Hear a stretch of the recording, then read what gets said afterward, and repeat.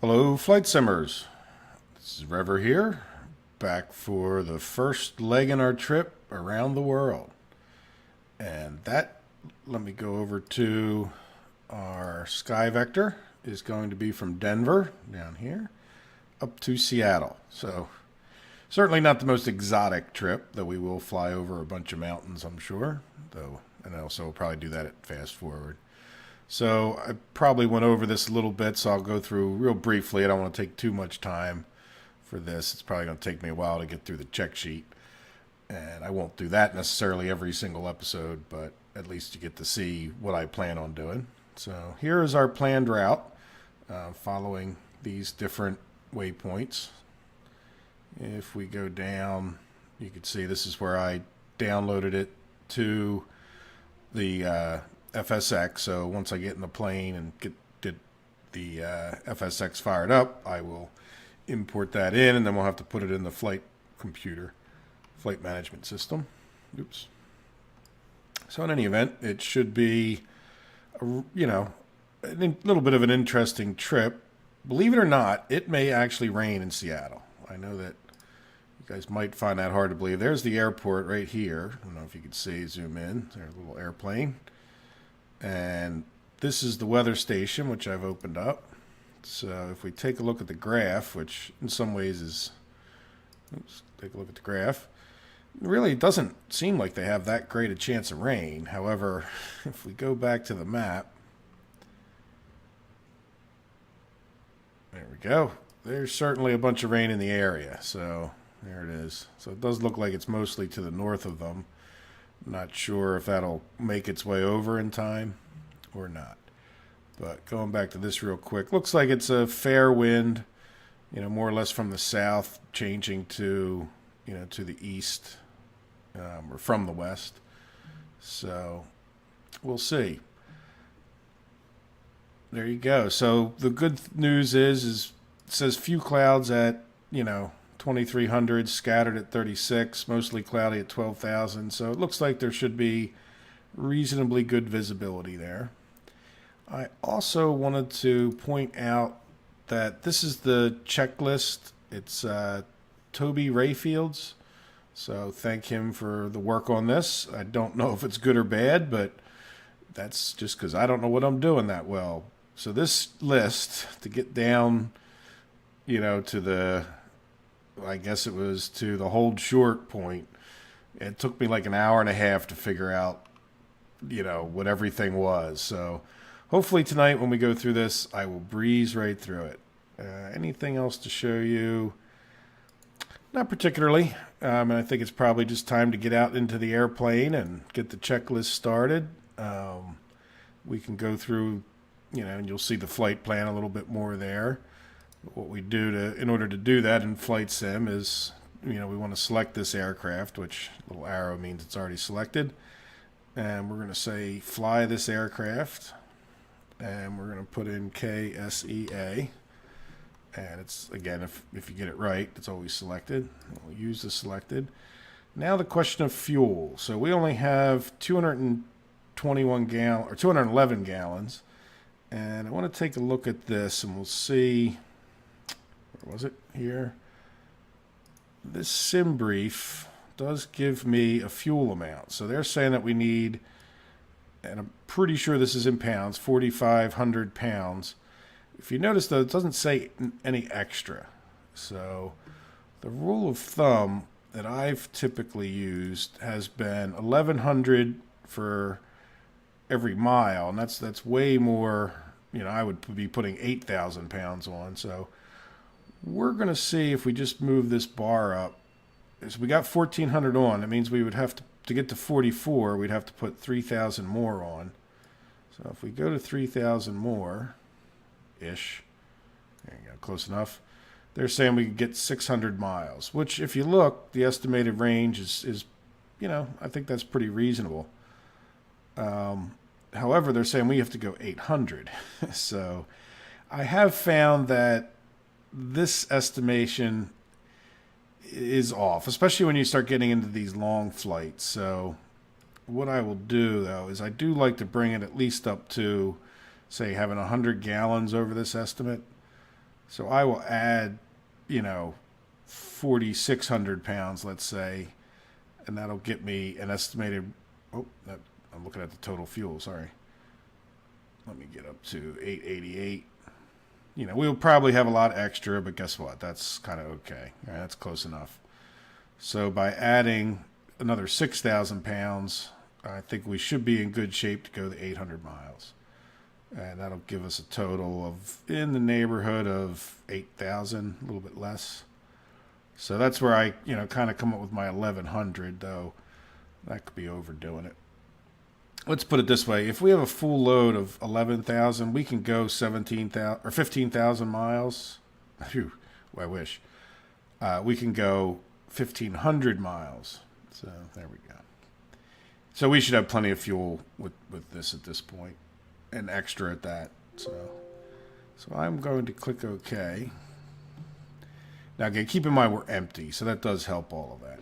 I am not going to try to flight plan into this. I haven't really figured out how to do it, to be honest with you. I know you can put like these in, but this gets to be such a mess. It's kind of hard to see. But I imagine I could try to put these in, and I really wish that them and Flight Simulator, which I know Flight Simulator's not likely to change, would just have it where you could type them in. Like, why can't I have a box that I just say, okay, add waypoint, insert waypoint, move Seattle down. Like if I go click on this, it ends up, putting it at the end. And then how do you move? I don't know how to move Seattle down at that point. So it's not, double click the center on it. Well, that's not really what I want, I want Seattle moved down in that slot. So whatever. I'm just not going to worry about that. Let's hit clear route. Direct to SCA is good enough. Again, we're not really going to use it. Just for the sake of it, I'll probably cruise at 27,000. Just because we're empty, and the higher up, sort of the better. Unless there's wind or something going on. Which I didn't really pay enough attention to. So there we go. So we are ready to jump over into the airplane, and I will restart the video when I'm sitting there and have the basics started. There we go, guys. We are now in the airplane, and keep doing that. All right, let's start. Get rid of that, and we will start going down through our checklist. Hopefully, I'm not going to mess around too much. So as far as navigational charts go, I don't have any. I will, just trust them to lead me in at that point once we get, IFR. So second thing on the list is load passengers and fuel. So it says the control panel. These are things that are done before you actually get in here. But what I will do with that is take the opportunity to come over here to flight planner. And then I will load a flight plan. And that's the one we used yesterday. This is the one that should be good to go as far as, Seattle or Denver to Seattle, IFR. And if I come into here and I hit find route, this is what it gives me. So what I'll do is write each of these down as my, then I'll have to put them in. So this is what the flight plan looks like to Flight Sim, even if it's a little different to me anyway. So KE, I'm not going to read them all out for you, but give me a second. Okay, guys, I said I would come back when we had them in the FMS, but you know what I thought about it? We'll keep going through our checklist, because the checklist actually does make some sense. Now, I'm going to jump out of the airplane for a minute, and if I hit Shift E, 1, 2, 3, 4, 5, 6. I don't think I need to hit 6, but each of the doors should open. Let me try Shift 3. Oops, no, sorry. There's Shift 3. Shift E, 3. There you go. And let's just go check around the other side. And I missed, I think, Shift E, 5. Well, that's the emergency exit anyway, isn't it? So we don't need the emergency exit. And we are sitting in the middle of the taxiway. But hey, we're pretending here. Next time we'll do better. We're not taking on any passengers anyhow, but we're playing. So let's jump back into the airplane. There we go. So we got our doors open. And then what they want us to do is put main bus tie on. And I'm thinking what that does is it ties everything together as far as these generators. So if you just start one engine, it'll power the whole plane or something along those lines. Ties all the electrical together. Don't know. Position lights on. This is our position lights. Parking brake is on. Check. And then batteries, make sure these are all on, but they're always on when I start this particular way. And arc do, we'll turn on both of those. There you go. So that's our radio control. And then flight data services. So we will come over to here and we'll hit accept and request GPU, but we don't have to do that. If you come here to data services, it says cancel. There's the ground power unit right there. So I will also come over to this one and hit accept. And it doesn't matter what we put it on, but we'll, whatever. So we'll come back to this one just because it's the pilot's one, I guess. I don't know.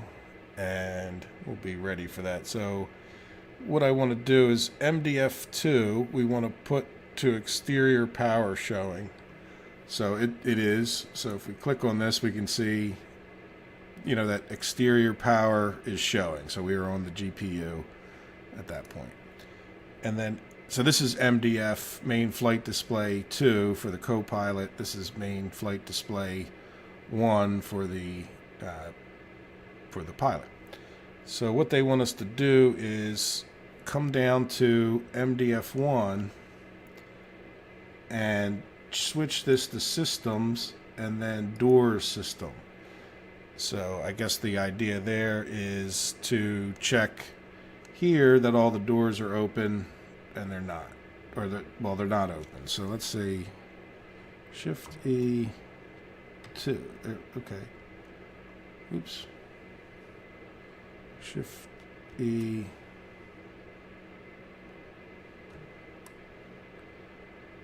Yeah, I'm not sure what's happening for.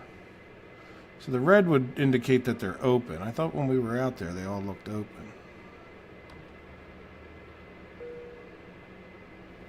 Ladies and gentlemen, welcome aboard our Dash HQ400. I'm just waiting for the... So that closed all the exits. We'll be able to get underway in a few So if I just hit Shift E, do they all open?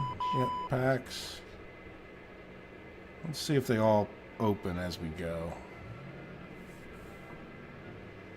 Shift E, 1. Main exit closing. Shift E, 3. Shift E, 4. Okay, so I don't really know what I'm doing with these doors, but that just... Service packs, baggage...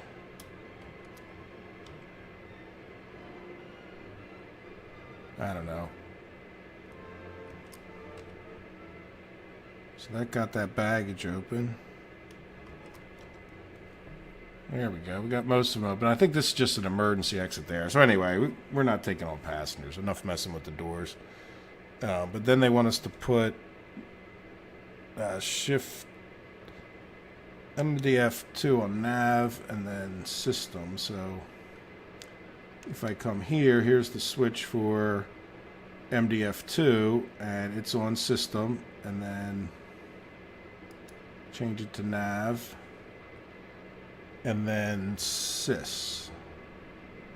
I don't know what sys they're talking about. I guess they just want you to see whether that's working or not. We'll put it back on systems. I like having the electrical display right there. Alright, so moving on. Pressurization panel. What they want us to do is set the landing altitude. So we should come up here real quick and go to the briefing and just check. But Seattle's going to be 432 feet. So if we look here, there's the landing altitude, and this is our thing. So yeah, we might as well leave it on 500 feet. That's about as close as we're going to get. Not sure if there's a proper way to do it slightly above or below, but the increments are pretty large. All right, so moving on. Engine start, put these to normal. And then recirc fan, this is our recirc fan, so we'll turn that on. And air bleed to minimum, so we'll turn that to minimum. There's our air bleed. And temperature control, so we have two different ones, and they're recommending we put this on 18 Celsius. Same thing with the flight compartment. So this is the cabin, and this is the flight compartment. So our baggage will be nice and or luggage that we don't even have will be comfortable. Passenger signs on, so again, we don't have passengers, but there you go. We got our fasten seat belts, no smoking. And so, anyway, there you go. It recommends that you cut the fuel for GSX. You know, it's a control shift thing. It's not even a button, so that's not much fun. And then if we had GSX, we would start boarding the passengers at this point. The Mr. side vent is over here. Oops, a little bit more. So we can open those demister side vents. And I don't know if the passenger has, or the co-pilot has one or not. Let's jump over to his seat. Yes, he does. So we'll, his are open. So I guess they're controlled per each side. So we'll jump back to the pilot. And we're in the pilot seat again. So we got our demisters on, no steering off. We have to do this if we're getting pushback, but we're not going to get pushback. So I am going to leave that on. Flight switch should be to taxi, which it is right now. And the yaw damper, took me a while to find this one yesterday, even though I've stared at it a long time, is right there below the autopilot switch. And the anti-skid switch, that is over here. There we go. So we got our anti-skid on. Control lock. Again, this is one that I've used 100 times. There's our power control lock. And the power levers should be on disc, which they pretty much are there. That looks pretty good. And the condition levers should be to off at this point. The trims, we should set each one. Now, this trim is, on my joysticks. Oops, that's the flaps one. Sorry. So here, I fly this in autopilot so much. I just usually leave that pretty much where it's at. I guess I should look into adjusting it. And this is how we would change our aileron trim. And the rudder trim is one that I will put to 6 right, because this plane does pull to the left. Being a prop type plane, that's usually the case, that they'll pull one way. Well, they'll usually pull to the left. So, in any event. So our trims are set. So then they want us to set the ATIS to the, the weather, and also that is something that I don't typically do. That's my co-pilot's job. He's the invisible man, but he is really slick because you can just click on one or two or select one of these to go to ATIS and whatever else you need to do. Again, I've got enough to do in this airplane with landing it, and that's why they have a co-pilot, to help share the load so you don't crash into the ground. So I do want to get my, make sure, set altimeters at this point. So 3003 will be our altimeter setting. There we go.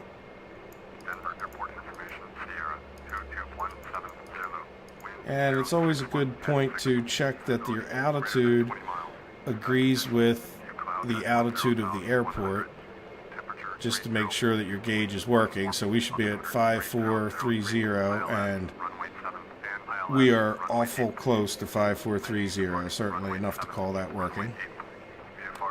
Alright, let's shut this guy up. We'll just switch over to, tune to ATIS at that point. Now they want us to enter our route. So what we need to do here. And this, I will probably stay quiet for this, and there's a good chance I might just fast forward it as we go through, but this is where I wrote down. So we come over here to flight plan and we start typing everything in. So most likely when it comes to editing, I'll fast forward this to the end, but I'm just going to type in, you know, where we're starting up to where we finish.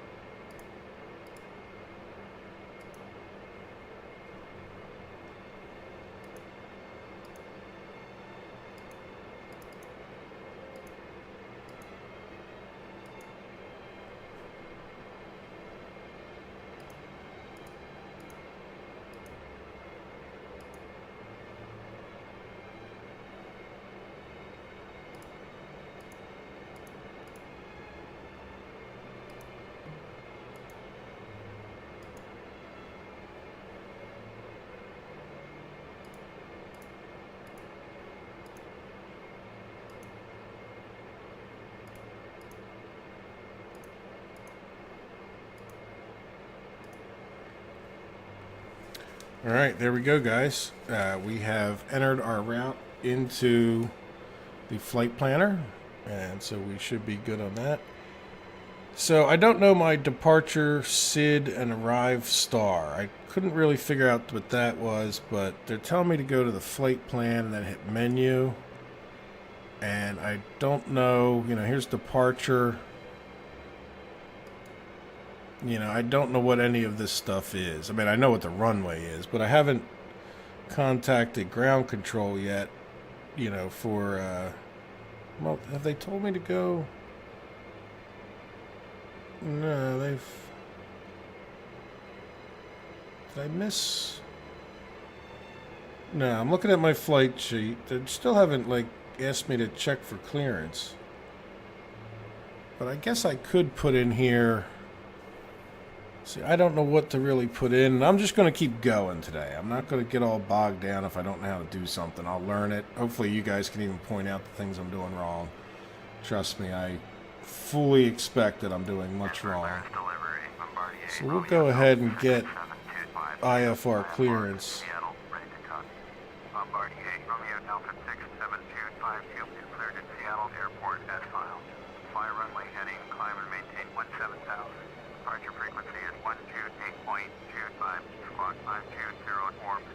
So they want us to climb to 17,000. I'm kind of jumping ahead of the checklist a little bit. Oh, I want to check something else. Yeah, see, when we... See, sorry.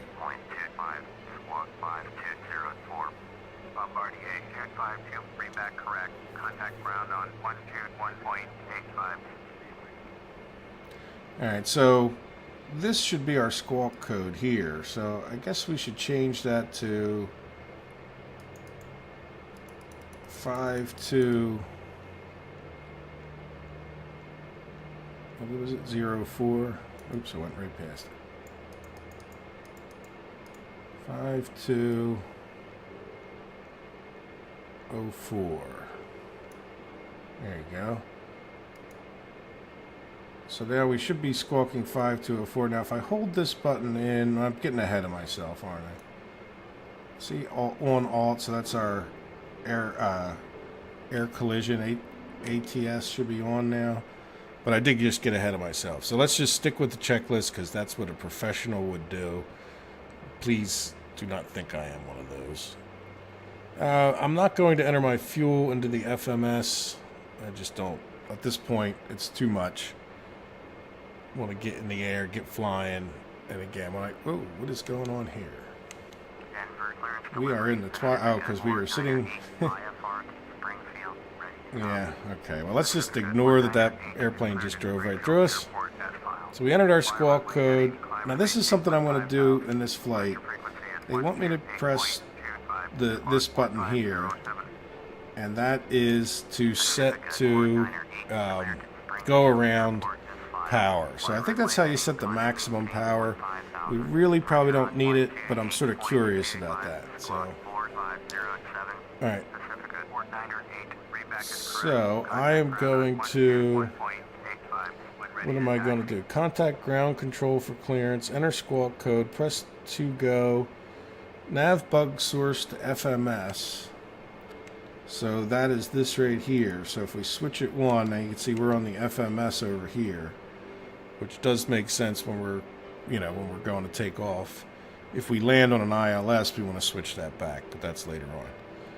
So set runway heading and then press heading. So we do need to contact ground control. Pacifica 4908 with Sierra ready to taxi IFR. Pacifica 4908 taxi 2 and hold short of runway 8 via taxiway Bravo November Hotel Charlie. If those guys would stop talking, we can get in there. There we go. Now we're requesting. So now we can find out our runway heading. Runway 7, so we'll jump over to 70.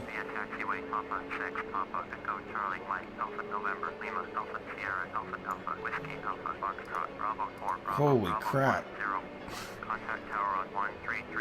That would be like a test if I actually didn't have that text up there to remember. Could you write down all those numbers that he just said? Good luck. You're a skilled pilot if you could remember all of that. Alright, so what I want to do is come in here. On these bigger airports that you get a picture of, and that's certainly Denver is a big airport, there's usually a list here that gives you the exact runway heading. So there it is. So if it's an ILS, it does anyway. So runway 7 is actually at 80 degrees course, so not course, but heading bug. And then earlier I remember they told us to climb to 17,000 feet, so I'll run that back up to 17,000. Oops, didn't even get close before I stopped. That's nice. I like when they take us all the way up there. I guess we're already starting out at 5,000, so. Now, I think, yeah, so that's that. Runway heading, altitude, press altitude select. I guess we could press altitude select. And then set acceleration altitude MDA. Altitude. I don't remember what that is. Set V speeds. I remember what that is. So that is this. So if I come here and hit this, I could put my V speeds in, which I don't really know exactly what they are, but the last time, oops, going the wrong way. So this one I'm going to set to like 104, which is what I remember it to be. And then these two are the same. So if I come here, this one was at 104 as well. And then V2 was like, oops, 108. Oh, come on. How's all that? So really not much difference, and you know, I never took one off at, you know, VR of 104, but with, you know, a lot of times I'm carrying a load too, so I may not, you know, may not just may not have been aware of it. So MDA, set acceleration altitude. I am forgetting what MDA is. Yeah. Oh, wait. Here's MDA. Oh, okay. Elevation plus 1,000 feet. Huh. I never knew what this was. So this is... There we go. So elevation is 5,430 or 340.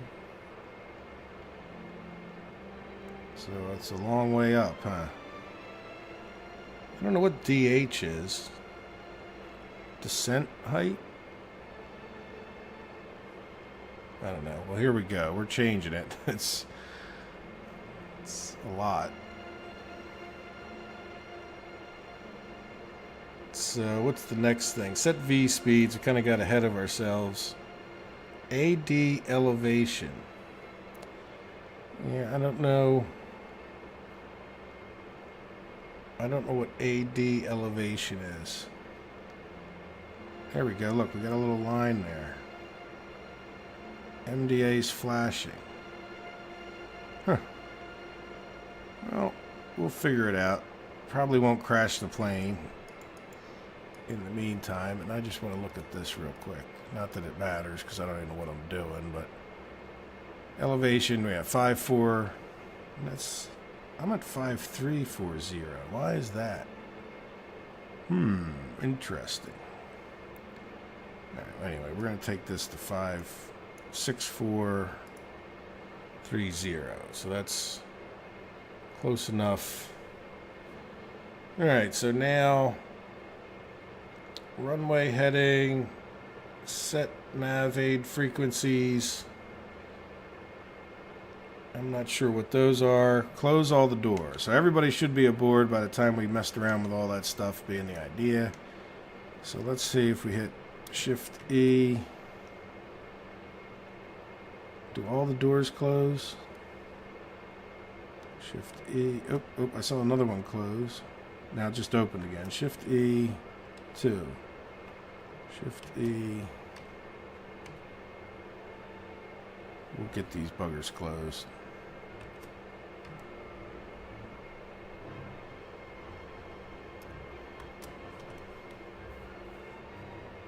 It's closed. Come on, door closed. Yep, there we go. So all the doors are closed.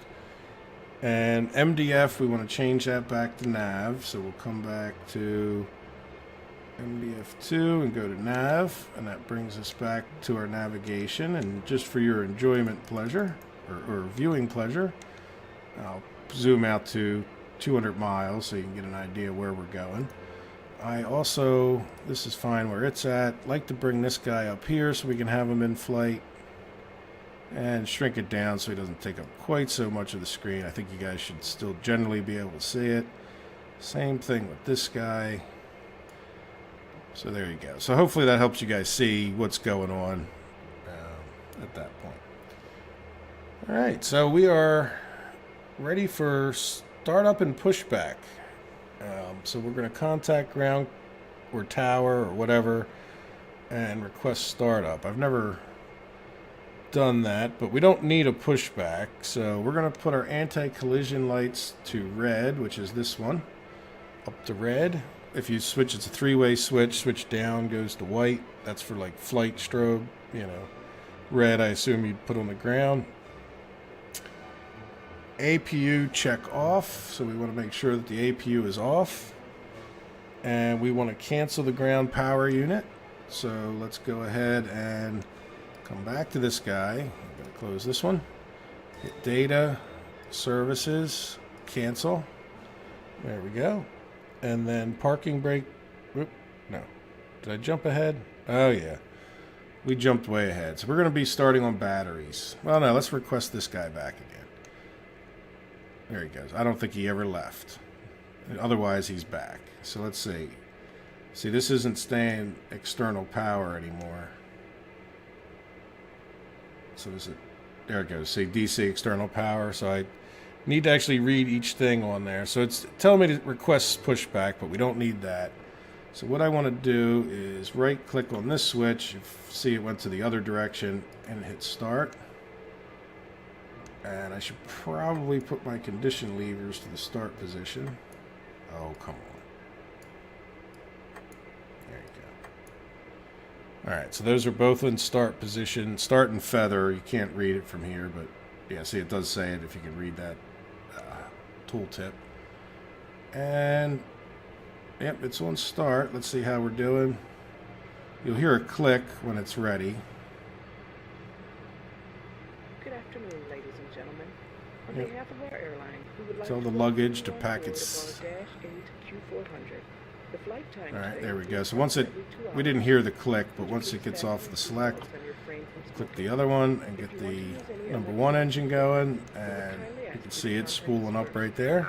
For takeoff and landing, these devices must be And once they're both started, we will not be used during the external power We off. wish you a pleasant stay on board. Bravo, November, Lima, and go to So here's external power. Contact tower on one So we want to turn that off once the engines are started. Let's make sure they're both... taxiway, Bravo, November, Lima, Echo, Echo. Yep, both engines are running. So we should be safe to cut the external power off. And then we'll come back over to here and cancel the ground GPU, and that should just magically disappear for us. And parking brake on when complete. Yeah, so push back, condition levers max. Ladies and gentlemen, So I like to let the engines warm up a slight amount. Once they get in the green with the oil pressures, we should be good. So we will get those up to max, and that should get us to 10,660 RPM, something like that. Well, that lady's talking a lot, isn't she? So this is saying flaps to 5 or 15. I don't know. I'll learn more about it, but I usually put them to 10 for takeoff, so we might as well get them into that position. Let's go back to here, get our air traffic control back, and turn on our progressive taxi. And now we want to do the after start checklist, which is to turn off the main bus tie. Boom, right there. And the windshield panel, which is this down here, we want to put that to normal for the de-ice. The bleeds we now want to turn on, which is these two. And next is the auto feather on. So there's a couple things we turn on right here. Let me zoom in so you guys can maybe read it. So there's propeller control, auto feather on. Auxiliary fuel pumps on. We want the standby hydraulic pressure and PTU control. We want both of those on. Nose steering, now that we're done the pushback, which we never did, we want to make sure this is still on. So there's on. There we go. There's my tooltip. We had never turned it off. The MDF2, they want us to put it on nav, but I don't want to.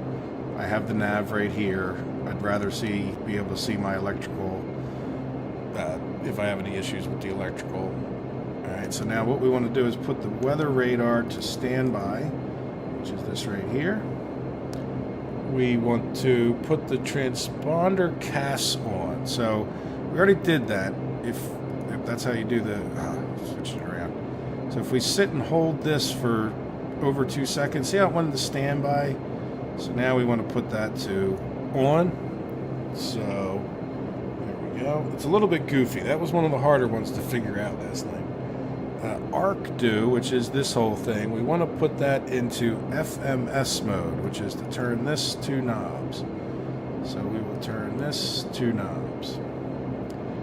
And then we want to check airport departure information and taxi runway information. Fortunately for us, we have the magic yellow arrows there. All right, so now we're ready to taxi, guys. We're making it through this list at an amazing clip compared to yesterday, though I do need a drink of water after all this talking.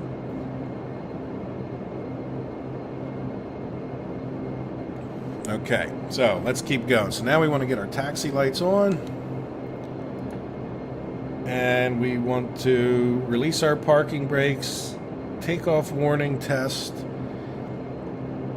Takeoff warning test. Where the heck was that? I'm thinking that I forget, but you know what? I think we're just fine. So I'm not going to take the parking brake off till we're completely ready. So I'm going to take this control lock off. I'll go look up that taking warning test when I have more leisure of time. Flight controls, we'll just use, if you look right here, we'll use these arrows. So I'll pull back on the stick. The elevator goes up, down, left, right, and then rudder. Full range of each one, it appears. So we should be in good shape. You can see the rudder is, oops, sorry about that. The rudder is slightly off center, and that's because we did that trim. So that appears to be okay. I know a lot of times you actually want to probably get out of the plane, make sure some of those things work, but in any event. Enter actual fuel and tank. So if we were going over there, I mean, we can enter it. I guess it's not going to hurt. So how much is in our tanks?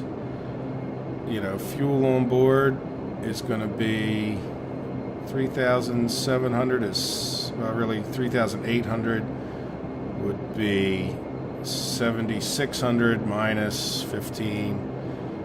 So 75.85. There we go. Well, I hope that made the computer happy. Not sure what good it'll do us. Data cabin display. Notify FA FD seats for. I'm not sure what that means. Notified flight attendant. Okay, I guess you tell them to get everybody in their seats, but I did skip. Okay, well now we're ready to go taxiing. So let's take off this and try halfway across the state of Denver if past experience is anything about dealing with this airport. Good, we got our air hauler taxi thingy. So yeah, this is the biggest airport that I have flown in and out of as far as just sheer distance between one thing and another. It could be like 72 minutes before we get to the next place we're going to go. For that reason, we'll do it on the quick side. Now when we do get to holding short, I just want to keep reading through this. We want to turn our pitot static heaters on. And let's get ready for this turn. Yeah, see, we're going too fast. There we go.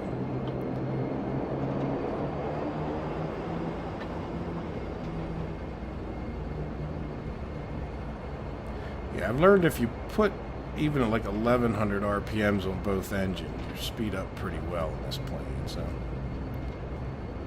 all right, so we will continue to read through this. Yeah, we want to switch our. Let's see, we got this in flight. How do we get? Is that because we go over a certain speed? I wonder if it just automatically flips the flight mode. Pilot heading. Press twice to reset FD. Oh, autopilot heading.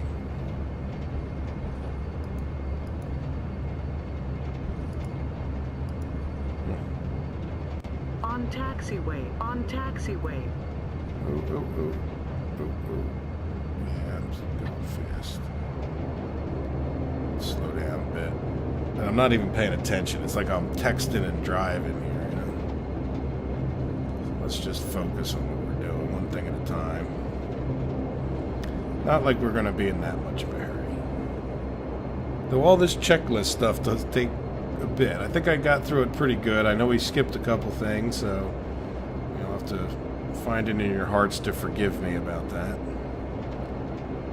Approach approaching So this is 17 17. We could probably look on this knee board and just see where the heck it is we are going. I think we came in on what, 34 or something? It doesn't even show it on there.